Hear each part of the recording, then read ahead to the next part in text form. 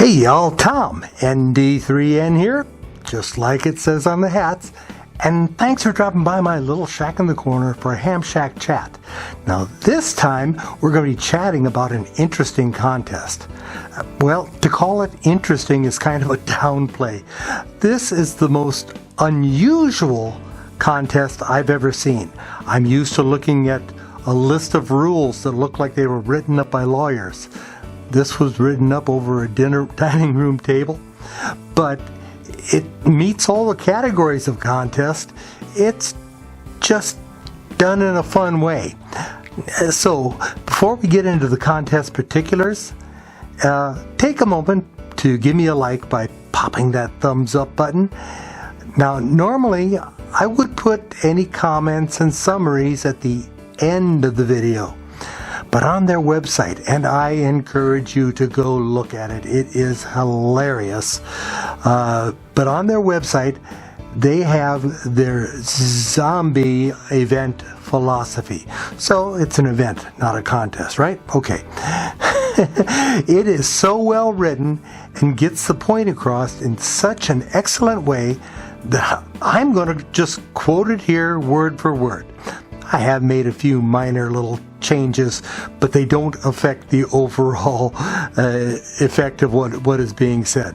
So, they say, there is no point to the zombie shuffle whatever, except to get on the air and have fun with fellow zombies and QRPers.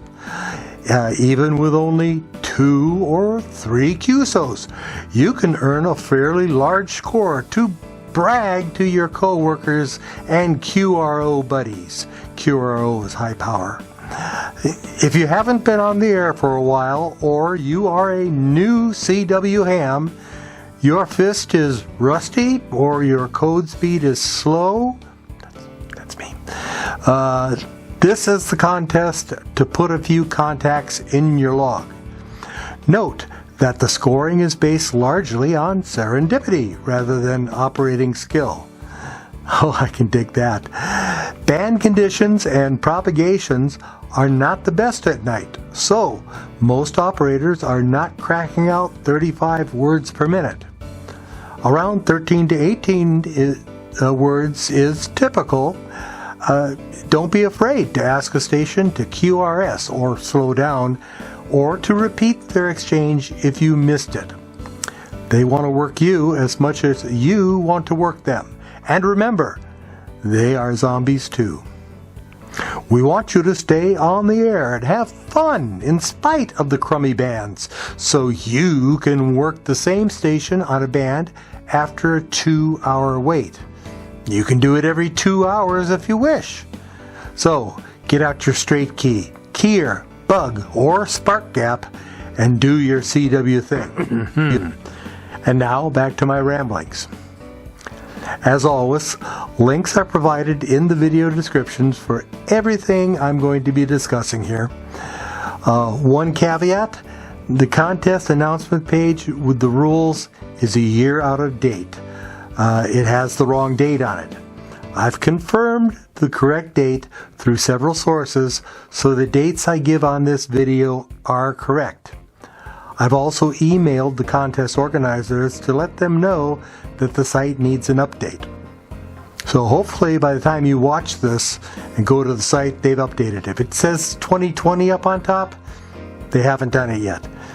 Maybe if they get enough of us emailing them, they'll fix it next time. I strongly encourage you to go to the web and read the Zombie Shuffle official rules. Now, it's written differently than any other rules page I've ever seen before, and you'll not only get the full rules, but probably a chuckle out of it as well, especially if you compare it with any like the CQ contest or the ARRL contest. Like I said, those look like they were written by attorneys. The Zombie Shuffle is a contest sponsored by the N0QT and NA5N QRP homepage. The 24th annual Zombie Shuffle starts on Friday night, October 29th. Here, I'll put it right up here so you can remember it for a bit. in 2021. Now this contest begins at 1600 local time, that's important, or 4 p.m., and goes until local midnight. This makes it an 8-hour contest.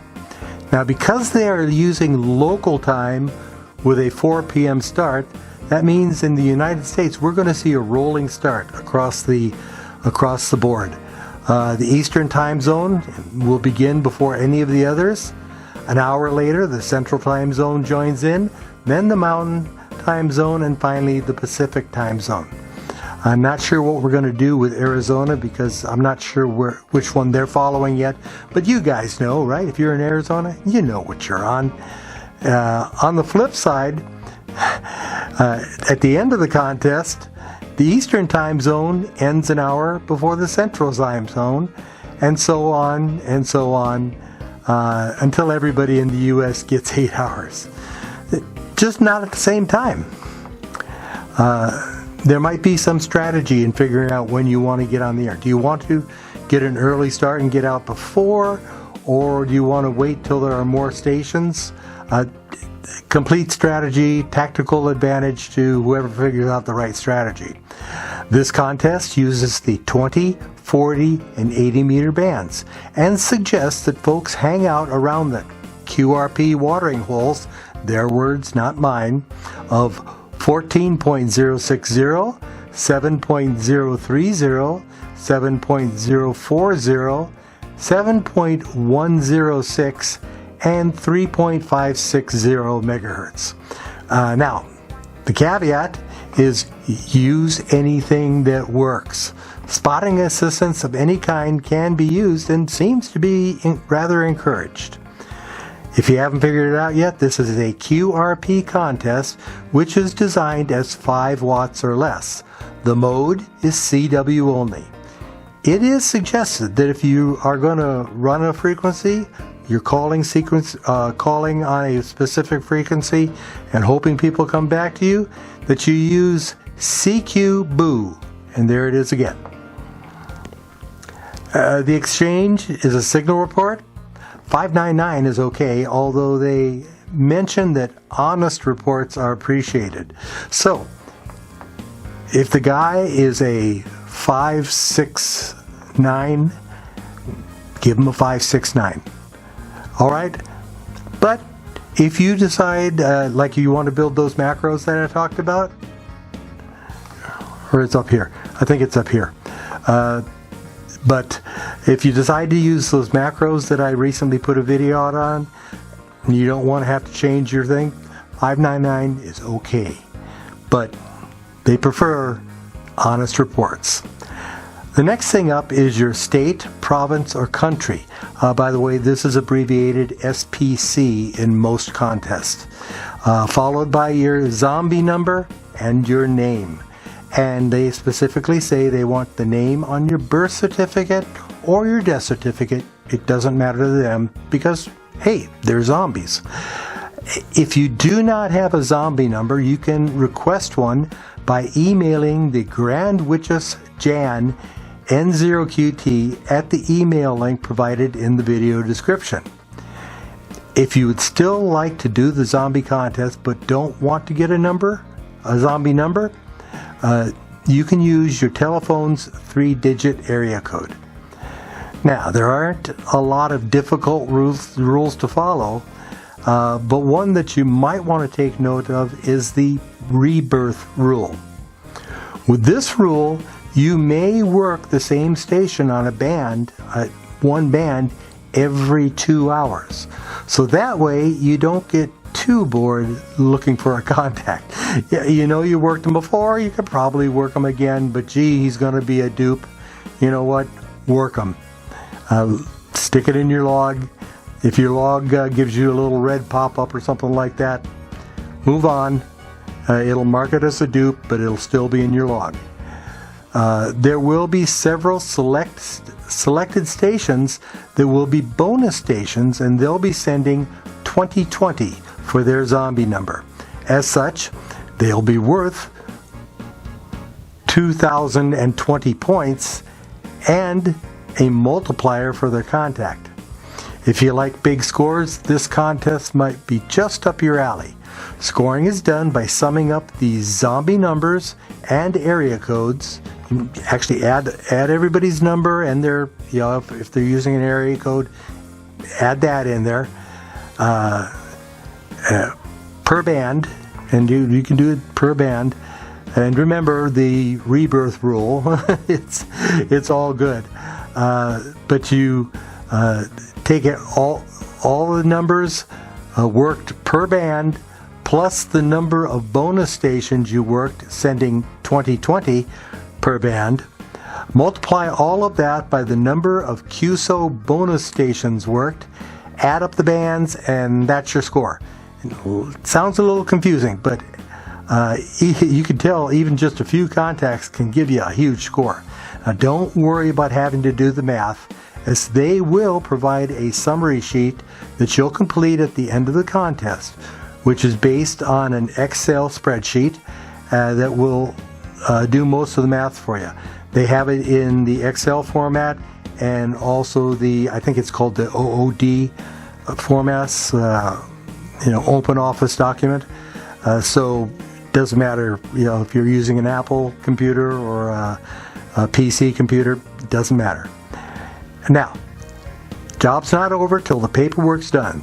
So you will have 2 weeks to submit your summary sheet via email to the NA5N email address, which is in the video description below. I'll make sure that I label it so you know, hey, this is where you send your log. As far as your log goes, you do not need to submit it, just a summary sheet. That said, please do keep a copy of your log in case there's a dispute. As they said, QRP zombies may be at the bottom of the gene pool, but at least they're honest, right? You gotta like it. Also, feel free to send along a selfie or a photo along with your summary sheet of you and your station.